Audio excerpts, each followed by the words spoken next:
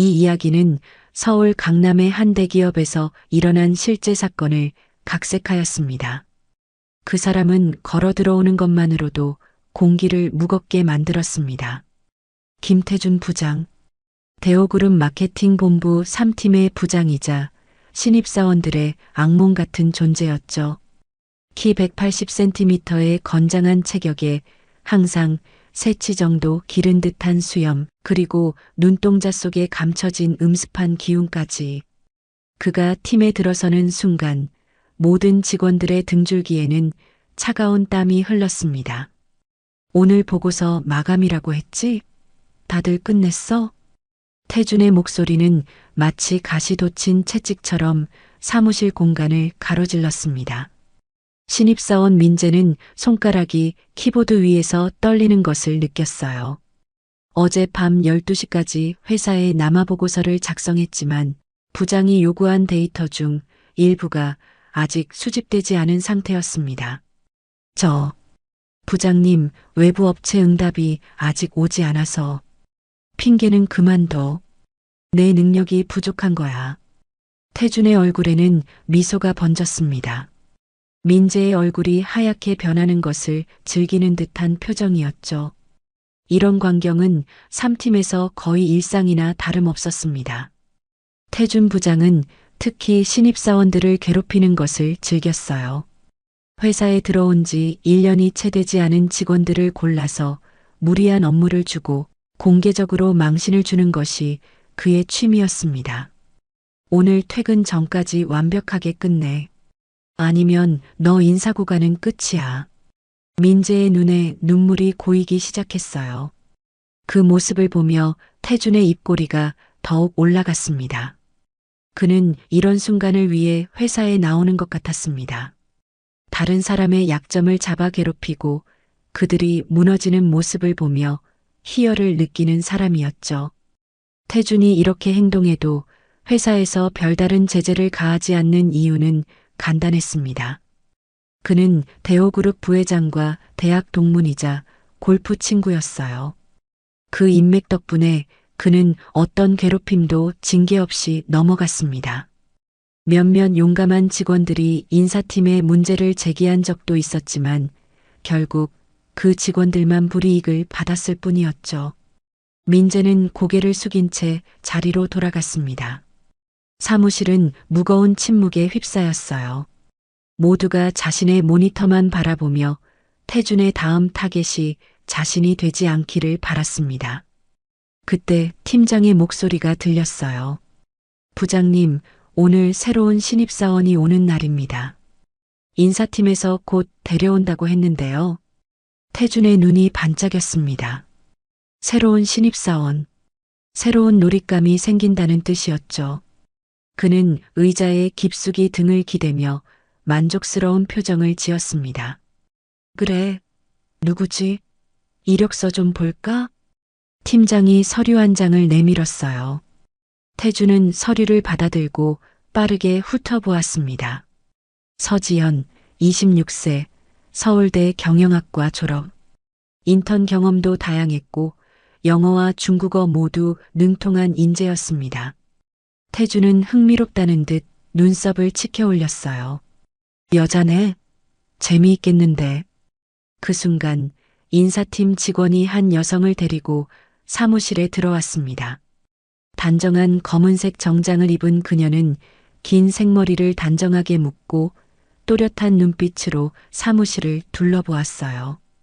태준은 서지연이 들어오자 의도적으로 서류를 내려놓고 그녀를 무시한 채 컴퓨터 화면만 바라보았습니다. 3팀에 새로 배치된 서지연 사원입니다. 잘 부탁드립니다. 지연은 공손하게 고개를 숙이며 인사했습니다. 안녕하세요. 서지연입니다. 열심히 배우겠습니다. 태준은 천천히 고개를 들어 지연을 바라보았어요. 그의 눈에는 이미 새로운 계획이 서려 있었습니다. 어떻게 하면 이 신입사원을 가장 효과적으로 괴롭힐 수 있을지 머릿속으로 여러 가지 방법을 고민하고 있었죠. 지연 씨, 내가 김태준 부장이야. 우리 팀에서는 실력이 전부야. 학벌이나 스펙은 중요하지 않아. 알겠지? 지연은 흔들림 없는 목소리로 대답했습니다. 네, 부장님. 실력으로 인정받도록 노력하겠습니다. 태주는 피식 웃었습니다. 그녀의 자신감이 곧 부서질 것이라는 확신이 들었기 때문이죠. 이런 신입들을 본 적이 한두 번이 아니었으니까요. 처음에는 모두 자신감 넘치고 열정 가득했지만 몇 주만 지나면 눈빛이 흐려지고 목소리가 작아지는 것이 태준에게는 익숙한 광경이었습니다. 태준은 첫날부터 지연에게 과도한 업무를 부여했습니다. 다른 신입사원들이 한 달에 걸쳐 배우는 내용을 이틀 안에 익히라는 무리한 요구였어요. 지연은 밤늦게까지 회사에 남아 업무를 익혔지만 태준은 그녀의 노력을 인정하기는커녕 사소한 실수마다 공개적으로 질책했습니다. 이 정도도 못하면 우리 회사에 왜 들어왔어? 서울대가 이런 수준이야? 회의 도중 던진 태준의 말에 지연의 얼굴이 붉어졌습니다. 하지만 그녀는 꾹 참고 고개만 숙였죠. 다른 팀원들은 안쓰러운 눈빛으로 지연을 바라보았지만 누구도 태준에게 맞서지 못했습니다. 그들도 한때는 같은 상황에 처했었으니까요. 입사 일주일째 되던 날 태준은 점심시간이 다가오자 지연을 사무실로 불렀습니다. 그녀가 들어서자 태준은 의자에 등을 기대고 느긋한 표정으로 물었어요. 오늘 점심 메뉴 내가 골라봐. 지연은 잠시 당황했습니다. 신입사원이 부장의 점심 메뉴를 고른다는 것이 부담스러웠기 때문이죠. 게다가 태준의 얼굴에는 함정을 파놓은 듯한 미소가 번져 있었습니다. 저, 어떤 음식을 좋아하세요, 부장님? 태준의 미소가 더 짙어졌습니다. 그걸 내가 알아서 찾아보란 말이야. 신입이 부장 취향도 모르고 어떻게 일을 잘하겠어? 지연은 침착하게 고개를 끄덕였습니다. 알겠습니다. 메뉴를 정해서 알려드리겠습니다. 사무실을 나온 지연은 잠시 복도에 서서 깊은 숨을 내쉬었어요. 이것이 단순한 점심 주문이 아니라는 것을 그녀도 알고 있었습니다. 태준이 그녀를 시험하고 있다는 것, 그리고 실수하기를 기다리고 있다는 것을 직감했죠. 지연은 용기를 내어 선배인 수진에게 다가갔습니다. 선배님, 잠시 여쭤볼 것이 있는데요. 수진은 주변을 살피고 나서 목소리를 낮추어 말했어요. 김 부장님 점심 메뉴 때문에 온 거지? 조심해. 많은 신입들이 이걸로 망했어. 부장님이 좋아하시는 음식이 뭔가요? 중식을 좋아하셔. 특히 탕수육을 제일 좋아하시지. 그런데 주의할 점이 있어. 부장님은 탕수육 소스를 따로 내는 걸 좋아해. 소스를 부어 놓으면 눅눅해진다고 굉장히 화를 내셔. 지연의 눈이 커졌습니다. 정말 감사합니다, 선배님.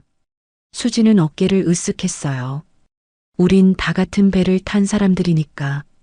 그런데 조심해. 부장님은 내가 실수하길 기다리고 있어. 지연은 정성껏 메뉴를 골랐습니다. 태준이 좋아한다는 중식당에서 탕수육과 짜장면, 그리고 몇 가지 반찬을 주문했어요. 특별히 요청해서 탕수육 소스는 반드시 따로 담아달라고 했죠. 하지만 운명이란 때로는 가장 조심할 때 찾아오는 법입니다. 음식이 도착하고 지연이 테이블을 세팅하는 동안 태준은 일부러 자리를 비웠습니다. 신입사원이 긴장하며 실수하는 모습을 즐기기 위한 전략이었죠. 지연은 모든 것을 완벽하게 준비했습니다. 접시를 놓고 수저를 세팅하고 물도 따랐어요. 마지막으로 탕수육 접시와 소스 그릇을 테이블 위에 올려놓았죠. 그 순간 옆에서 일하던 동료가 실수로 지연의 팔을 부딪혔습니다. 지연의 손이 흔들렸고 그녀가 들고 있던 소스 그릇이 기울어졌어요. 순간적으로 소스가 탕수육 위로 쏟아졌습니다. 지연의 얼굴이 창백해졌어요. 아, 어떡해. 수진이 재빨리 다가와 상황을 살폈습니다. 이런, 큰일 났네. 부장님이 가장 싫어하는 거야. 어떻게 해야 하죠? 수진은 입술을 깨물었습니다. 이미 늦었어. 다른 탕수육을 주문할 시간도 없고 그냥 솔직하게 실수했다고 말하는 수밖에 없을 것 같아. 지연은 침을 삼키며 고개를 끄덕였어요. 그녀의 손이 약간 떨리고 있었지만 눈빛만은 단단했습니다. 어떤 일이 일어나도 견뎌내겠다는 의지가 보였죠. 그때 사무실 문이 열리고 태준이 들어왔습니다. 그의 눈이 즉시 테이블 위의 음식들을 훑었어요. 그리고 탕수육 위에 부어진 소스를 발견하는 순간 그의 표정이 일그러졌습니다. 누가 탕수육에 소스를 부었어? 사무실 전체가 긴장감으로 얼어붙었습니다. 태준의 목소리는 낮았지만 그 안에 담긴 분노는 마치 폭풍 우 전의 고요함 같았어요. 모두가 알고 있었습니다. 곧 태준의 분노가 폭발할 것이라는 사실을 말이죠. 지연은 천천히 한 발짝 앞으로 나섰습니다. 죄송합니다, 부장님. 제가 실수로 소스를 쏟았습니다. 태준의 눈이 위험하게 번쩍였습니다. 그는 느리게 지연에게 다가갔어요. 마치 사냥감을 노리는 맹수처럼 말이죠. 다른 직원들은 숨을 죽이고 상황을 지켜보았습니다. 그들은 알고 있었습니다. 이것이 태준이 기다려온 순간이라는 것을. 탕수육에 소스를 부으면 눅눅해진다는 걸 몰라. 이런 기본적인 것도 모르면서 어떻게 일을 하겠다는 거야? 태준의 목소리는 점점 더 커졌습니다.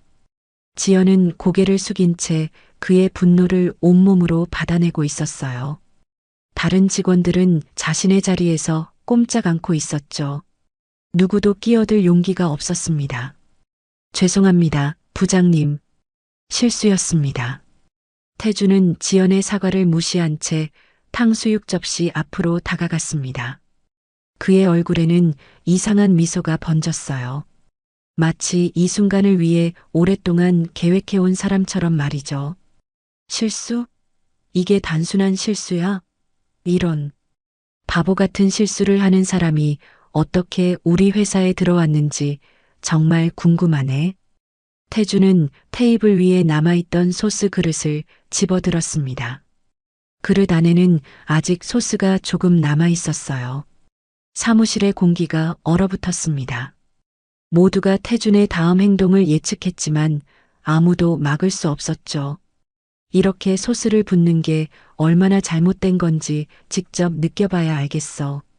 그 말과 함께 태준은 지연의 머리 위로 남은 소스를 쏟아부었습니다.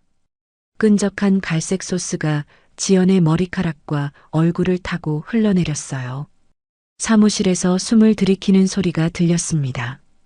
순간적으로 모든 것이 정지된 것 같았어요. 지연의 눈에서 충격과 수치심이 번졌지만 그녀는 눈물을 참았습니다. 태준은 만족스러운 미소를 지으며 그릇을 테이블 위에 내려놓았어요. 이제 알겠지? 소스는 따로 내야 한다고. 태준은 마치 아무 일도 없었다는 듯이 자리에 앉아 음식을 먹기 시작했습니다. 아무도 그를 멈추거나 뭐라고 하지 못했어요. 지연은 소스가 흐르는 얼굴로 그 자리에 서 있었습니다. 그녀의 눈에는 분노가 번뜩였지만 입술은 단단히 다물고 있었어요. 화장실에 가서 씻고 와. 그리고 다시는 이런 실수하지 마. 태준의 무심한 말에 지연은 천천히 고개를 끄덕였습니다. 그녀는 조용히 화장실로 향했어요. 다른 직원들은 그녀를 도와주고 싶었지만 태준의 눈치를 보며 자리에 앉아 있을 수밖에 없었습니다. 화장실에 들어간 지연은 거울 앞에 섰습니다. 끈적한 솥으로 뒤덮인 자신의 모습이 거울에 비쳤어요. 그녀의 손이 떨렸지만 눈빛만은 강렬했습니다. 지연은 천천히 수도꼭지를 틀고 얼굴과 머리카락을 씻기 시작했어요. 괜찮아요? 뒤에서 수진의 목소리가 들렸습니다. 수진은 수건과 여분의 옷을 들고 화장실로 들어왔어요. 제 옷이라 좀 클 수도 있지만 갈아입는 게 좋을 것 같아요. 지연은 고마움을 표현하며 미소를 지었습니다. 그녀의 눈에는 눈물이 고여 있었지만 목소리는 단단했어요. 괜찮아요, 선배님. 감사합니다. 수지는 지연의 어깨를 토닥였습니다. 정말 미안해요. 우리 모두 그를 막지 못해서. 아니에요. 선배님들 탓이 아니에요. 지연은 소스를 다 씻어내고 수진이 가져온 옷으로 갈아입었습니다. 그녀의 표정은 이제 차분했어요. 아까의 충격과 수치심은 사라지고 이상하게도 결연한 의지가 그녀의 눈에 비쳤습니다. 이대로 참기만 할 건가요? 수지는 지연을 걱정스럽게 바라보았습니다. 다들 그렇게 해왔어요. 태준 부장은 회사 고위층과 친분이 있어서 누구도 그를 건드리지 못해요. 지연은 고개를 끄덕였습니다. 알겠습니다. 사무실로 돌아온 지연은 묵묵히 자리에 앉아 업무를 계속했습니다.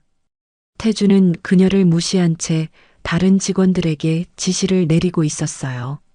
그는 지연이 울거나 회사를 그만두기를 기대했지만 그녀의 침착한 반응은 그의 기대와 달랐습니다. 하루가 끝나고 대부분의 직원들이 퇴근한 후 지연은 자리에 남아 컴퓨터를 켠 채 무언가를 작성하고 있었어요. 태주는 그녀를 흘끗 보며 사무실을 나갔습니다. 그의 얼굴에는 여전히 승리한 듯한 미소가 걸려 있었죠. 그날 밤 지연은 회사의 최고 경영진에게 이메일을 보냈습니다. 그 이메일에는 오늘 있었던 일의 자세한 상황과 태준의 행동이 담겨 있었어요. 그리고 마지막에는 한 줄이 추가되어 있었습니다. 저는 이번 일을 그냥 넘어가지 않을 것입니다. 다음 날 아침 태준은 평소와 같이 당당하게 사무실에 들어왔습니다. 그는 지연이 오늘도 출근할지 궁금해했어요. 많은 신입사원들이 그의 괴롭힘 때문에 하루나 이틀 만에 사표를 던졌으니까요. 하지만 지연은 이미 자리에 앉아 업무를 보고 있었습니다. 그녀의 얼굴에는 어제의 수치심이나 분노의 흔적이 보이지 않았어요. 오히려 묘한 자신감이 느껴졌죠. 오늘도 출근했네? 태주는 비아냥거리듯 말했습니다. 지연은 고개를 들고 그를 바라보았어요. 네, 부장님. 제 일을 하고 있습니다. 태주는 피식 웃으며 자리로 향했습니다. 그는 오늘도 지연을 괴롭힐 새로운 방법을 생각하고 있었어요. 하지만 그의 계획은 인사팀에서 온 전화 한 통으로 중단되었습니다. 김태준 부장님, 오늘 오전 11시에 징계위원회가 소집되었습니다. 회의실로 와주시기 바랍니다. 태준의 얼굴이 굳었습니다. 징계위원회라는 말에 그의 마음에 불안감이 스쳤지만 곧 자신감을 되찾았어요. 그는 수많은 불만 사항과 신고를 모두 무사히 넘겨왔으니까요.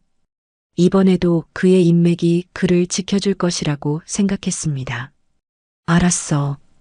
태주는 전화를 끊고 사무실을 둘러보았습니다. 모든 직원들이 그를 바라보고 있었어요. 그들의 눈에는 의문과 기대가 섞여 있었습니다.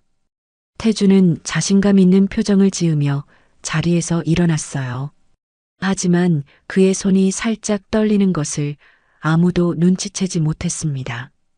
회의실 문 앞에 선 태준의 마음속에는 불안감이 서서히 번졌습니다. 그동안 수십 번의 직원 불만 사항이 있었지만 정식 징계위원회가 소집된 적은 없었어요. 그는 넥타이를 바로잡고 심호흡을 한 뒤 문을 열었습니다. 회의실 안에는 인사팀장, 법무팀장, 그리고 놀랍게도 이종우 부회장이 앉아 있었어요. 이종우 부회장은 태준의 대학 선배이자 골프 친구로 그동안 태준을 보호해주던 인물이었습니다. 태준은 안도감을 느끼며 자리에 앉았어요. 안녕하세요, 형. 무슨 일이에요? 갑자기 징계위원회라니. 태준은 친근한 말투로 부회장에게 말을 걸었습니다. 하지만 이종호의 표정은 차갑게 굳어 있었어요. 김 부장, 오늘은 공식적인 자리니까 예의를 갖추는 게 좋겠습니다. 태준의 미소가 굳었습니다. 그는 상황이 심상치 않다는 것을 직감했어요. 인사팀장이 서류 한 장을 그의 앞에 놓았습니다. 김태준 부장님, 어제 있었던 일에 대한 민원이 접수되었습니다. 서지연 사원의 머리에 음식 소스를 붓는 행위는 명백한 직장 내 괴롭힘에 해당합니다. 태준은 웃음을 지으며 손을 휘저었습니다. 아, 그거요? 그냥 직원 교육 차원이었어요. 너무 심각하게 받아들일 필요는 없죠. 교육 차원이라고요? 법무팀장의 목소리가 날카로웠습니다. 직원의 머리에 음식물을 붓는 것이 어떻게 교육이 될 수 있습니까? 태준은 당황했지만 여전히 여유를 잃지 않으려 했어요. 실수를 확실히 기억시켜 주려는 의도였습니다. 앞으로 더 조심할 겁니다. 이종우 부회장이 차가운 목소리로 말했습니다. 김 부장, 이번이 처음이 아니라는 것을 알고 있습니다. 그동안 수많은 신입사원들이 당신 때문에 회사를 떠났고 여러 번 경고를 받았음에도 개선되지 않았죠. 태준의 얼굴이 하얗게 변했습니다. 그는 이종우가 자신을 보호해 줄 것이라고 확신했는데 상황이 전혀 다르게 흘러가고 있었어요. 형, 제 말 좀 들어보세요. 그 신입은 부회장님이라고 불러주시죠. 김 부장. 이종호의 목소리는 얼음장처럼 차가웠습니다. 어제 일은 CCTV에 모두 녹화되어 있습니다. 증거는 명백합니다. 태준의 입이 바짝 말랐습니다. 그는 CCTV를 까맣게 잊고 있었어요. 사무실 내부에 설치된 보안 카메라가 모든 것을 기록했다는 사실이 그를 충격에 빠뜨렸습니다. 저 사과하겠습니다. 서지연 사원에게 공식적으로 사과할게요. 인사팀장이 고개를 저었습니다. 단순한 사과로는 부족합니다. 이번 건은 회사의 윤리 강령을 심각하게 위반한 사안입니다. 태준의 마음에 공포가 밀려왔습니다. 그는 자신의 직위가 위험에 처했다는 것을 깨달았어요. 제가 어떻게 해야 하나요? 징계위원회에서 결정이 나올 때까지 업무에서 배제됩니다. 출근은 하되 팀 업무에는 관여하지 마십시오. 태준은 충격에 빠졌습니다. 그의 머릿속에는 혼란스러운 생각들이 맴돌았어요. 어떻게 이렇게 갑자기 상황이 바뀔 수 있는지, 왜 이종우가 자신을 보호해주지 않는지 이해할 수 없었습니다. 지금 당장 서지연 사원에게 가서 공식적으로 사과하십시오. 그리고 오후에 최종 결정을 알려드리겠습니다. 태준은 무거운 발걸음으로 회의실을 나왔습니다. 그의 머릿속은 혼란스러웠어요. 10년 넘게 회사에서 마음대로 행동해 왔는데 갑자기 이런 상황이 벌어진 것이 이해되지 않았습니다. 사무실로 돌아온 태준은 지연의 자리로 향했습니다. 그녀는 컴퓨터 앞에 앉아 차분하게 업무를 보고 있었어요. 태준은 어제 자신이 그녀에게 한 행동을 떠올리며 처음으로 부끄러움을 느꼈습니다. 서지연 씨, 지연이 고개를 들었습니다. 그녀의 눈에는 어제의 두려움이나 수치심이 보이지 않았어요. 오히려 담담한 표정으로 태준을 바라보고 있었습니다. 네, 부장님. 태준은 목을 가다듬었습니다. 사무실의 모든 시선이 그에게 집중되었어요. 어제 일에 대해 사과하겠습니다. 제 행동이 부적절했습니다. 지연은 잠시 태준을 바라보다가 천천히 고개를 끄덕였습니다. 알겠습니다. 그것뿐이었어요. 아무런 감정 표현도 용서의 말도 없었습니다. 태준은 더 할 말을 찾지 못하고 자리로 돌아갔어요. 그의 마음속에는 이상한 불안감이 자리 잡았습니다. 오후가 되자 태준은 다시 인사팀으로부터 연락을 받았습니다. 최종 결정이 내려졌으니 회의실로 오라는 내용이었어요. 그는 긴장된 마음으로 회의실로 향했습니다. 회의실에 들어서자 이전과 같은 인원들이 앉아 있었고 놀랍게도 서지현도 한 자리를 차지하고 있었습니다. 태주는 의아한 표정으로 그녀를 바라보았어요. 앉으십시오, 김 부장. 태준이 자리에 앉자 인사팀장이 말을 이었습니다. 징계위원회에서 결정이 내려졌습니다. 김태준 부장님은 즉시 해고 조치됩니다. 태준의 얼굴이 창백해졌습니다. 뭐라고요? 해고요?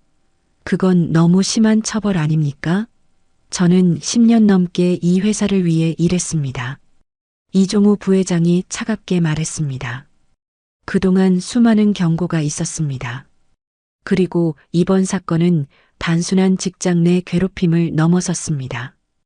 회사의 이미지에 심각한 타격을 줄 수 있는 사안입니다.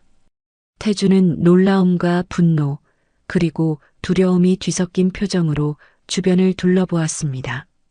그의 시선이 지연에게 멈췄어요. 당신 때문이야. 당신이 이런 일을 벌인 거지? 지연은 차분한 표정으로 그를 바라보았습니다. 태주는 그녀의 눈에서 묘한 자신감을 읽었어요. 마치 그녀가 모든 것을 계획한 것처럼 말이죠. 아니, 설마. 태준의 목소리가 떨렸습니다. 당신, 누구야? 회의실의 공기가 무거워졌습니다. 태준의 질문에 모두의 시선이 지연에게 향했어요. 지연은 천천히 자세를 바로하고 태준을 똑바로 바라보았습니다. 이종우 부회장이 목소리를 가다듬었습니다. 서지연 사원은 우리 회사의 평범한 신입사원입니다. 그리고 동시에 태준의 얼굴이 점점 창백해졌습니다. 그의 머릿속에 끔찍한 생각이 스쳐 지나갔어요. 대호그룹 회장님의 손녀입니다. 태준은 그 자리에서 얼어붙었습니다. 그의 입에서 작은 신음소리가 흘러나왔어요. 대호그룹 회장의 손녀. 그가 10년 넘게 모시고 있는 회장님의, 그것도 손녀딸의 머리에 탕수육 소스를 부었다는 사실이 그를 완전히 망연자실하게 만들었습니다. 그럴 리가 없어요. 왜 그런 사실을 미리 알려주지 않은 겁니까? 태준의 목소리가 떨렸습니다. 지연이 차분하게 대답했습니다. 저는 그냥 평범한 신입사원으로 일하고 싶었어요. 제 가족 배경 때문에 특별 대우를 받고 싶지 않았습니다. 태준은 이종호를 향해 필사적으로 말했습니다. 형, 제발 한 번만 기회를 주세요. 이런 줄 알았다면 저는 절대로. 당신이 한 행동은 상대가 누구든 해서는 안 되는 일입니다. 지연의 목소리는 단호했습니다. 저에게 한 일이 아니라 당신이 그동안 모든 신입사원들에게 해온 행동 때문에 이 자리에 있는 겁니다. 태주는 갑자기 자신의 위치가 완전히 역전되었다는 것을 깨달았습니다. 그동안 자신이 권력을 이용해 괴롭혔던 사람들처럼 이제는 그가 약자의 입장이 된 것이었어요. 제발.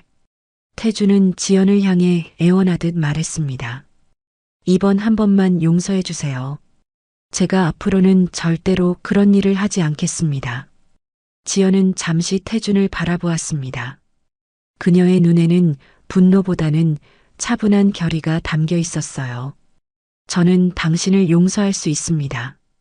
하지만 당신의 행동에 대한 책임은 져야 합니다. 태주는 절망적인 표정으로 고개를 숙였습니다. 그의 어깨가 무겁게 처졌어요. 인사팀장이 서류 한 장을 태준 앞에 밀어놓았습니다. 이것은 해고 통지서입니다. 오늘부로 당신의 회사 출입증과 모든 회사 소유물을 반납하셔야 합니다. 태준은 손이 떨리는 것을 느끼며 서류를 바라보았습니다. 그의 10년 커리어가 이렇게 끝난다는 것이 믿기지 않았어요. 이건 불공평합니다. 태준의 목소리에 분노가 섞였습니다. 그냥 그녀가 회장님의 손녀라서 저를 내쫓는 거잖아요. 이게 무슨 공정한 회사입니까? 이종우 부회장이 차갑게 대답했습니다. 서지연 사원의 신분과 관계없이 당신의 행동은 이미 여러 차례 경고를 받았습니다. 어제의 사건은 단지 마지막 계기였을 뿐입니다. 태준의 눈에 분노의 불꽃이 타올랐습니다. 그는 갑자기 지연을 향해 몸을 돌렸어요. 당신, 이 모든 게 당신 계획이었던 거지? 일부러 나를 함정에 빠뜨리려고 회사에 들어온 거야? 지연은 침착하게 대답했습니다. 아니요. 저는 진심으로 이 회사에서 실력으로 인정받고 싶었습니다. 제가 계획한 것은 아무것도 없어요. 다만 부당한 일을 당했을 때 그냥 넘어가지 않기로 결심했을 뿐입니다. 태주는 자리에서 벌떡 일어났습니다. 그의 눈에는 광기가 서려 있었어요. 이건 공모야. 너희 모두 나를 함정에 빠뜨리려고 한 거지. 내가 그냥 물러나지 않을 거야. 경비원들이 회의실 문 앞에 대기하고 있다는 것을 본 태주는 자신의 상황이 얼마나 절망적인지 깨달았습니다. 그는 천천히 자리에 다시 앉았어요. 내가 정말 이렇게 끝나는 건가? 그의 목소리에는 이제 분노보다 절망감이 더 컸습니다. 10년간 쌓아온 커리어와 명성이 한순간에 무너지는 것을 느꼈어요. 김 부장님, 오늘 안으로 사무실을 정리하시고 퇴사 절차를 밟으시기 바랍니다. 인사팀장의 목소리는 사무적이었습니다. 경비원들이 도와드릴 겁니다. 태주는 더 이상 저항할 기력이 없었습니다. 그는 천천히 일어나 문을 향해 걸어갔어요. 문을 열기 전 그는 마지막으로 지연을 바라보았습니다. 후회하게 될 거야. 그 말을 남기고 태주는 회의실을 나갔습니다. 경비원들이 그를 에스코트하며 사무실로 향했어요. 그가 사무실에 들어서자 모든 직원들의 시선이 그에게 모였습니다. 그들의 눈에는 놀라움과 동시에 묘한 해방감이 보였어요. 태주는 아무 말 없이 자신의 자리로 향했습니다. 그는 서류 가방에 개인 물품을 담기 시작했어요. 그의 손이 떨렸지만 마지막 자존심을 지키기 위해 감정을 억누르려고 노력했습니다. 수진이 조심스럽게 다가왔습니다. 부장님, 도와드릴까요? 태주는 차갑게 그녀를 바라보았습니다. 필요 없어. 그는 빠르게 물건을 정리했습니다. 10년 동안의 회사 생활이 단 하나의 서류 가방으로 정리되는 것이 아이러니했어요. 모든 것을 담은 태주는 마지막으로 사무실을 둘러보았습니다. 그곳에는 그가 괴롭혔던 수많은 직원들이 있었고 그들의 눈에는 이제 두려움 대신 안도감이 보였습니다. 태주는 아무 말 없이 사무실을 떠났습니다. 경비원들이 그를 회사 출구까지 안내했어요. 그가 마지막으로 회사 건물을 바라보았을 때 그의 마음속에는 분노와 후회 그리고 무력감이 뒤섞여 있었습니다. 이게 끝이 아니야. 태주는 중얼거렸습니다. 하지만 그의 말은 공허한 메아리처럼 흩어졌어요. 태준이 떠난 후 사무실은 이상하리만큼 조용했습니다. 10년 넘게 그의 위압적인 존재가 지배하던 공간에서 그가 사라지자 마치 무거운 구름이 거친 것 같은 느낌이었어요. 직원들은 서로 조심스럽게 눈빛을 교환했지만 아직 상황을 완전히 믿지 못하는 듯 했습니다. 지연은 회의실에서 나와 자신의 자리로 돌아왔습니다. 그녀가 사무실에 들어서자 모든 시선이 그녀에게 집중됐어요. 이제 그들은 알고 있었습니다. 이 조용한 신입사원이 사실은 대호그룹 회장의 손녀라는 사실을 말이죠. 지연은 모두를 향해 미소 지었습니다. 죄송합니다. 제가 미리 말씀드리지 못해서요. 수진이 먼저 다가왔습니다. 괜찮아요, 지연 씨. 그런데 정말 회장님의 손녀였어요? 지연은 고개를 끄덕였습니다. 네. 하지만 저는 그냥 평범한 직원으로 일하고 싶었어요. 특별 대우 없이 제 실력으로 인정받고 싶었거든요. 사무실에 작은 웅성거림이 일었습니다. 대부분의 직원들은 여전히 상황을 완전히 이해하지 못하는 듯 했어요.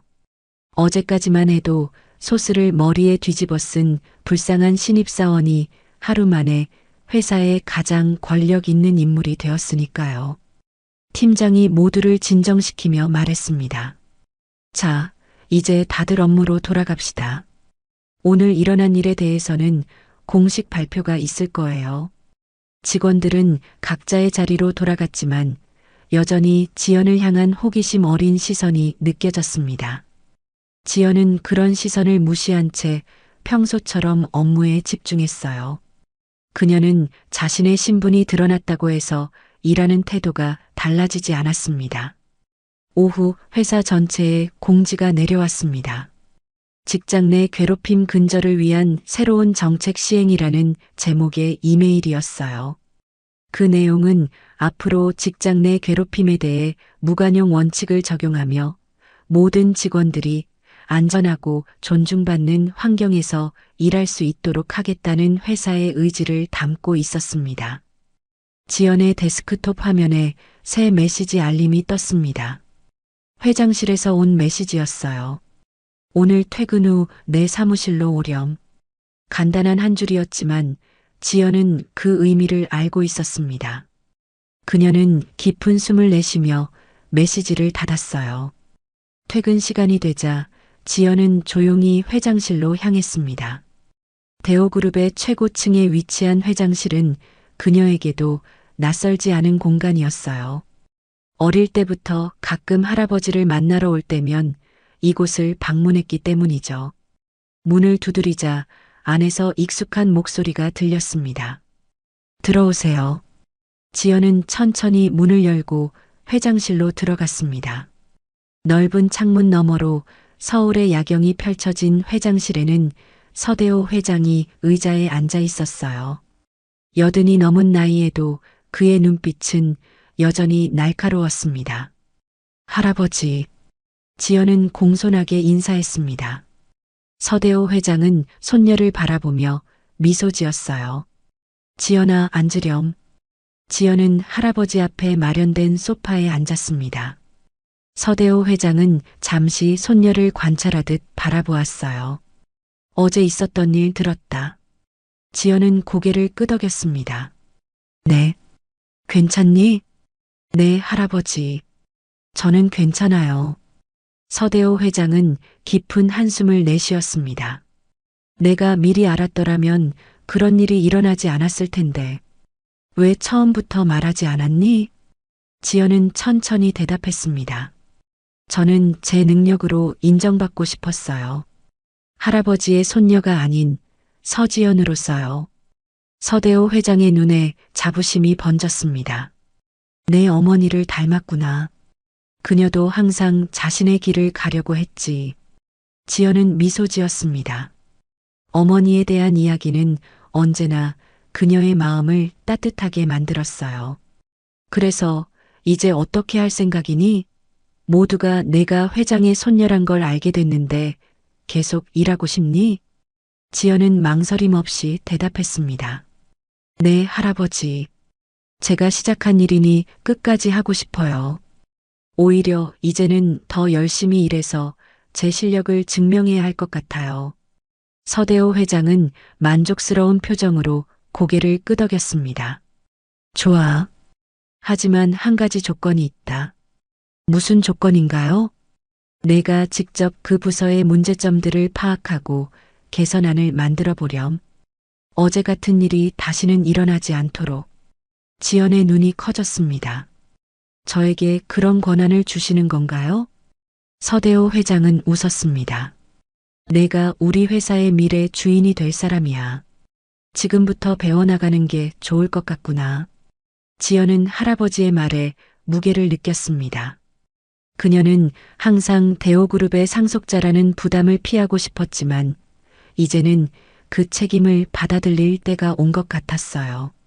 할아버지, 제가 정말 잘할 수 있을까요? 서대호 회장은 손녀의 손을 잡았습니다. 너를 믿는다. 넌 항상 올바른 일을 하는 사람이었으니까. 지연은 깊은 숨을 내쉬며 고개를 끄덕였습니다. 제가 할 수 있는 최선을 다하겠습니다.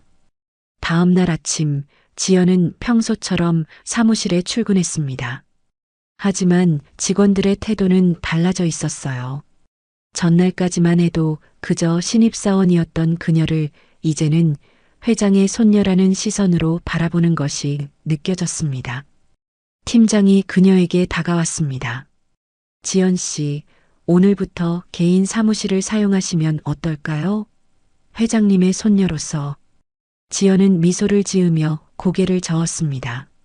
아니요, 팀장님. 저는 지금 자리에서 계속 일하고 싶습니다. 저는 여전히 신입사원이고 배울 것이 많으니까요. 팀장은 놀란 표정을 감추지 못했지만 곧 고개를 끄덕였습니다. 알겠습니다. 지연 씨가 원하는 대로 하세요. 지연은 자리에 앉아 업무를 시작했습니다. 그녀의 머릿속에는 이미 직장 내 괴롭힘을 근절하기 위한 여러 아이디어가 떠올랐어요. 태준 같은 사람이 더 이상 존재하지 않는 회사, 모든 직원들이 존중받고 안전하게 일할 수 있는 환경을 만들고 싶었습니다. 일주일이 지났습니다. 대호그룹 3팀은 놀라운 속도로 변화하고 있었어요. 태준이 사라진 자리에는 새로운 활력이 가득했습니다. 직원들의 얼굴에서 긴장감이 사라지고 자유롭게 의견을 나누는 모습이 보였어요. 마치 오랫동안 움츠러들었던 꽃봉오리가 갑자기 활짝 피어난 것 같았습니다. 지연은 이러한 변화를 조용히 지켜보며 자신만의 계획을 세워나갔습니다. 그녀는 할아버지에게 약속한 대로 직장 내 괴롭힘 근절을 위한 정책을 연구하고 있었어요. 매일 밤 늦게까지 자료를 찾고 해외 기업들의 사례를 조사하며 대호그룹에 적합한 방안을 모색했습니다. 지연 씨, 잠시 이야기 좀 할 수 있을까요? 수진이 지연의 자리로 다가왔습니다. 그녀의 얼굴에는 불안한 기색이 역력했어요. 네, 선배님. 무슨 일이세요? 수진은 주변을 살피더니 목소리를 낮추었습니다. 혹시 김태준 부장님이 연락한 적 있나요? 지연은 의아한 표정을 지었습니다. 아니요, 없는데요. 왜 그러세요? 어제 저녁 퇴근길에 김 부장님을 봤어요. 회사 근처에서 서성이고 있더라고요. 뭔가 이상한 기분이 들었어요. 지연의 표정이 굳어졌습니다. 태준이 쉽게 물러서지 않을 것이라는 예감이 들었어요. 혹시 다른 분들에게도 연락했나요? 수지는 고개를 끄덕였습니다. 몇몇 팀원들에게 연락했다고 해요. 자기를 도와달라면서요. 회사를 상대로 부당해고 소송을 준비하고 있다고. 지연은 깊은 숨을 내쉬었습니다. 태준이 그렇게 쉽게 포기하지 않을 거라는 건 예상했지만 이렇게 빨리 반격에 나설 줄은 몰랐어요. 선배님, 걱정하지 마세요. 제가 해결할게요. 그날 저녁 지연은 법무팀을 찾아갔습니다. 그녀는 태준의 해고 과정이 법적으로 하자가 없는지 확인하고 만약 소송이 제기된다면 어떤 대응이 필요한지 상담했어요. 법무팀장은 지연의 방문에 놀랐지만 곧 진지하게 그녀의 질문에 답변했습니다. 태준 씨의 해고는 법적으로 문제가 없습니다. 여러 차례 경고가 있었고 마지막 사건은 CCTV에 모두 녹화되어 있으니까요. 그리고 법무팀장은 잠시 망설이더니 말을 이었습니다.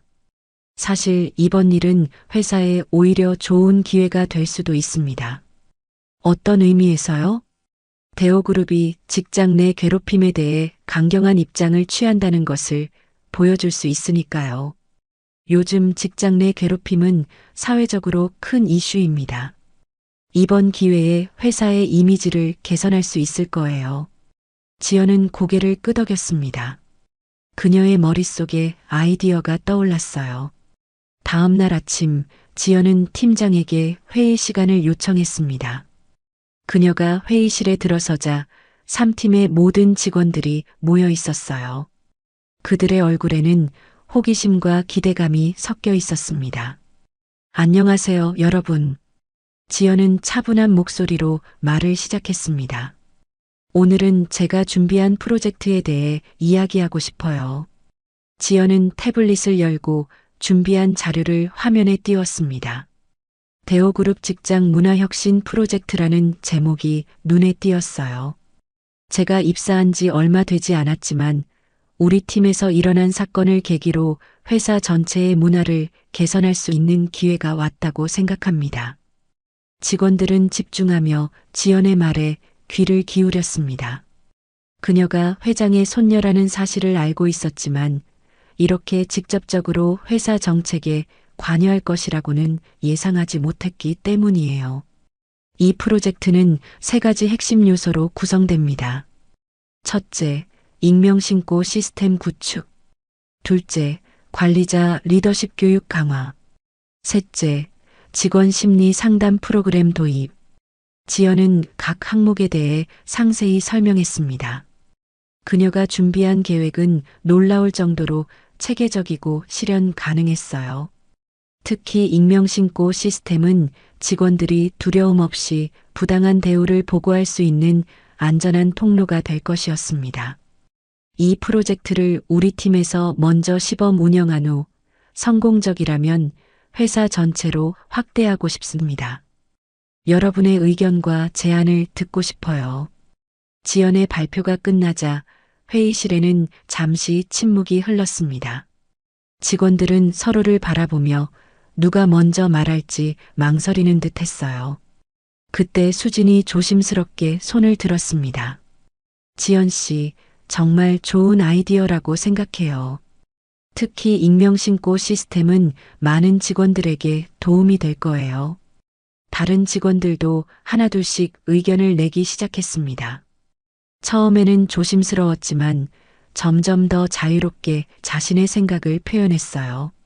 지연은 모든 의견을 경청하며 메모했습니다. 회의가 끝난 후 팀장이 지연에게 다가왔습니다. 정말 인상적인 프로젝트예요. 하지만 회사에서 승인을 받을 수 있을까요? 지연은 자신감 있게 미소 지었습니다. 걱정 마세요. 제가 아니, 회장님께 직접 보고 드릴 예정입니다. 그날 저녁 지연은 다시 한번 회장실을 찾았습니다. 서대호 회장은 손녀가 준비한 프로젝트 계획서를 꼼꼼히 검토했어요. 인상적이구나, 지연아. 이 모든 걸 일주일 만에 준비했다니. 네, 할아버지. 정말 중요한 일이라고 생각했거든요. 서대호 회장은 안경을 벗고 지연을 바라보았습니다. 하지만 이 프로젝트를 실행하면 지금까지 숨겨져 있던 문제들이 모두 수면 위로 드러날 수도 있어. 회사에 큰 타격이 될 수도 있다는 걸 알고 있니? 지연은 단호하게 고개를 끄덕였습니다. 네, 알고 있어요. 하지만 언젠가는 반드시 해결해야 할 문제들이에요. 지금 당장 힘들더라도 장기적으로는 회사에 더 이로울 거라고 확신합니다. 서대호 회장의 눈에 자부심이 번졌습니다. 내 말이 맞다. 이 회사가 내 세대에 더 좋은 모습으로 남을 수 있도록 지금부터 변화를 시작해야 하지. 그럼 승인해 주시는 건가요? 서대호 회장은 미소 지으며 고개를 끄덕였습니다. 그래. 내일 아침에 공식 승인서를 받게 될 거야. 이 프로젝트의 책임자로 너를 임명하마. 지연의 얼굴에 기쁨이 번졌습니다. 그녀는 할아버지에게 감사의 인사를 전하고 회장실을 나왔어요. 복도를 걸으며 지연은 자신이 올바른 일을 하고 있다는 확신이 들었습니다. 그러나 그녀는 알지 못했습니다.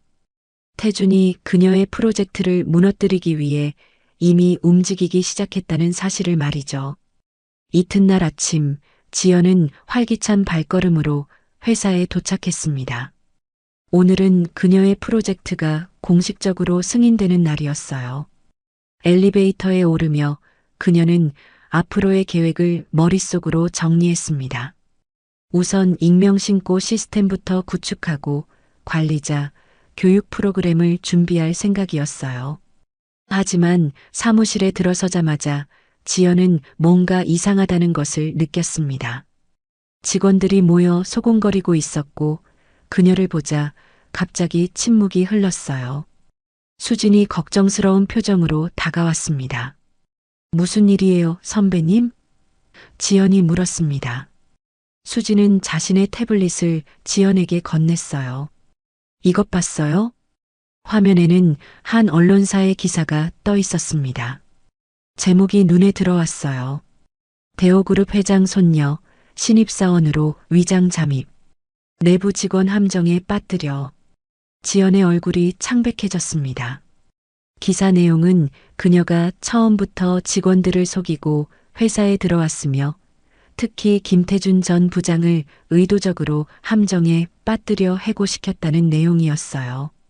익명의 내부 소식통이 제공한 정보라고 명시되어 있었습니다. 이게 무슨...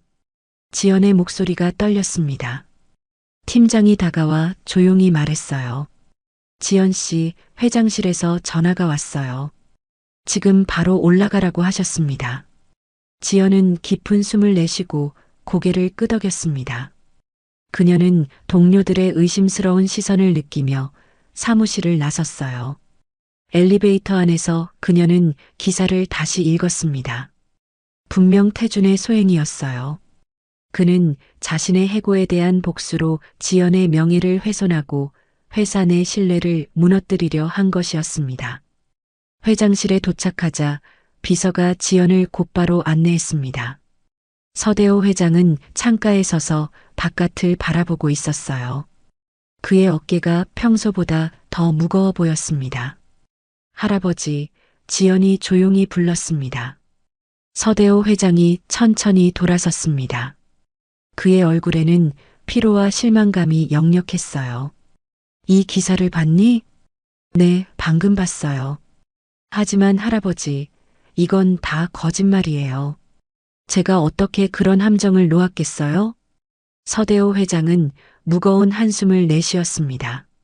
알고 있다, 지연아. 내가 그런 일을 했을 리 없다는 것쯤은 내가 더 잘 알지. 그럼 문제는 언론과 사회의 시선이야. 이미 여러 매체에서 이 이야기를 다루기 시작했어. 우리 회사의 이미지가 크게 손상될 수 있어.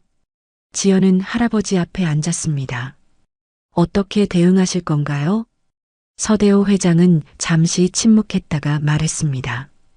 법무팀에서는 공식 성명을 내고 기사의 사실관계를 바로잡자고 하는구나. 하지만 그럴수록 더 큰 논란이 될 수도 있어.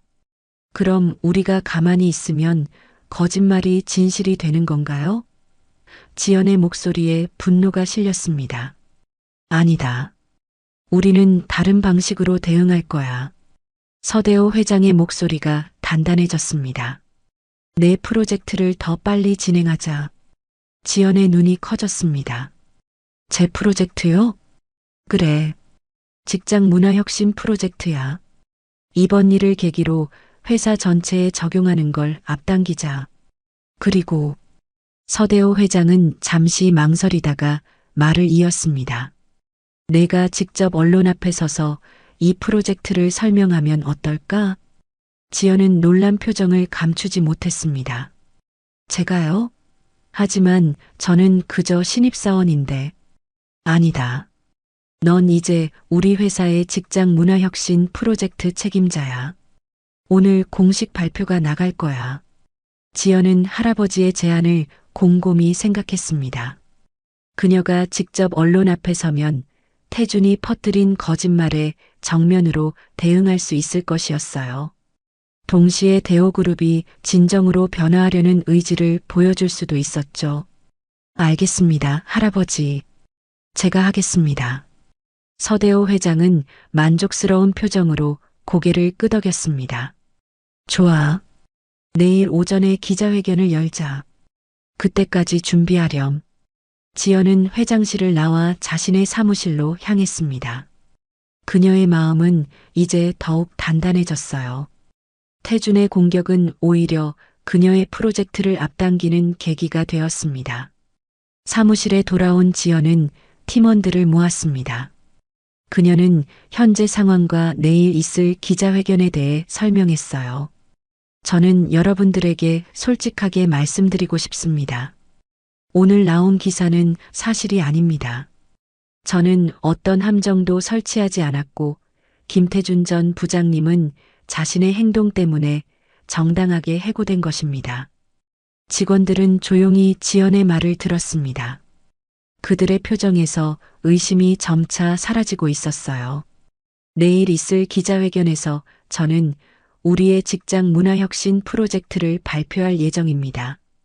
이 프로젝트는 단순히 한 사람의 해고에 관한 것이 아니라 우리 모두가 더 나은 환경에서 일할 수 있도록 하는 것이 목표입니다. 수진이 먼저 손을 들었습니다. 저희가 도울 일이 있을까요? 지연은 미소 지었습니다. 네, 많이 있어요. 지금부터 내일 기자회견 준비를 함께 해주셨으면 합니다. 그날 밤늦게까지 지연과 팀원들은 기자회견 자료를 준비했습니다. 그들은 직장 문화혁신 프로젝트의 세부 내용을 정리하고 예상 질문에 대한 답변을 준비했어요. 모두가 한마음으로 움직이는 모습이 인상적이었습니다. 다음 날 아침 대호그룹 본사 대회의실은 수많은 기자들로 가득 찼습니다. 지연은 단정한 정장 차림으로 단상에 올랐어요. 그녀의 뒤로는 서대호 회장과 회사 임원들이 앉아 있었습니다. 안녕하세요. 저는 대호그룹 마케팅 본부 3팀의 서지연입니다. 지연은 차분한 목소리로 말을 시작했습니다. 그녀는 자신이 회장의 손녀라는 사실을 인정하면서도 그것이 특별 대우를 받기 위한 것이 아니라 진정한 실력으로 인정받기 위해 신입사원으로 입사했다고 설명했어요. 최근 언론에 보도된 내용과 달리 저는 어떤 직원도 함정에 빠뜨리지 않았습니다.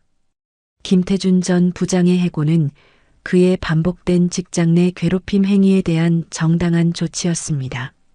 기자들이 집중해서 지연의 말을 듣고 있었습니다. 그녀는 이어서 직장 문화혁신 프로젝트에 대해 상세히 설명했어요. 익명신고 시스템, 관리자, 교육 강화, 직원 심리 상담 프로그램 등 구체적인 계획을 차례로 소개했습니다. 대호그룹은 이번 일을 계기로 더 나은 회사로 거듭나고자 합니다. 모든 직원이 존중받고 안전하게 일할 수 있는 환경을 만드는 것이 우리의 목표입니다.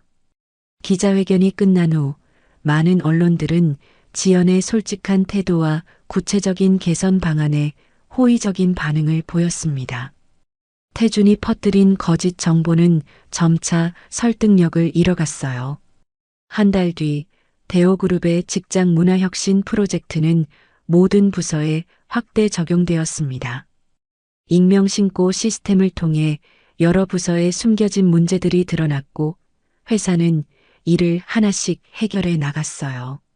관리자들은 새로운 리더십 교육을 받았고 직원들의 만족도는 눈에 띄게 향상되었습니다.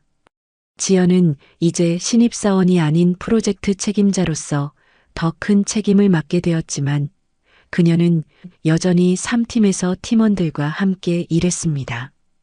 그녀의 진심과 능력은 동료들의 존경을 받았고 더 이상 그녀를 회장의 손녀로만 바라보는 시선은 없었어요. 태준은 결국 부당해고 소송에서 패배했습니다. CCTV 영상과 여러 증인들의 증언은 그의 주장을 무너뜨렸어요. 그는 더 이상 대호그룹을 괴롭히지 않았고 시간이 흐름에 따라 사람들의 기억 속에서 점차 잊혀졌습니다. 서대호 회장은 손녀가 이끄는 변화를 지켜보며 깊은 만족감을 느꼈습니다. 그는 지연이 언젠가 회사를 이끌 준비가 되어 있다는 것을 확신했어요. 어느 날 저녁 지연은 할아버지와 함께 저녁 식사를 하고 있었습니다. 서대호 회장은 손녀에게 물었어요. 이제 어떤 생각이 드니? 내가 계획한 대로 되어가고 있어? 지연은 미소 지으며 대답했습니다. 네, 할아버지. 아직 갈 길이 멀지만 우리 회사가 조금씩 변화하고 있어요. 이제는 김태준 같은 사람이 설 자리가 없는 회사가 되고 있습니다. 서대호 회장은 손녀의 손을 따뜻하게 잡았습니다. 내가 자랑스럽구나, 지연아. 넌 내가 꿈꾸던 리더야. 지연은 할아버지의 말에 깊은 감동을 느꼈습니다. 그녀는 이제 자신의 길을 확실히 알게 되었어요. 단순히 회장의 손녀가 아닌 진정한 리더로서 회사를 더 나은 방향으로 이끌어 나갈 것이었습니다. 대호그룹 3팀의 사무실은 이제 웃음소리와 활기찬 대화로 가득했습니다. 김태준의 그림자는 완전히 사라졌고 직원들은 더 이상 두려움에 떨지 않았어요. 그들은 서로를 존중하고 협력하며 일했습니다. 지연은 자신의 자리에 앉아 창밖을 바라보았습니다. 저 멀리 서울의 풍경이 펼쳐져 있었어요. 그녀는 미소 지으며 생각했습니다. 이제 시작이야. 앞으로 더 많은 변화가 필요해. 그리고 그녀는 다시 일에 집중했습니다. 직장 내 괴롭힘을 근절하고 모든 직원이 존중받는 회사를 만들기 위한 그녀의 여정은 계속될 것이었습니다.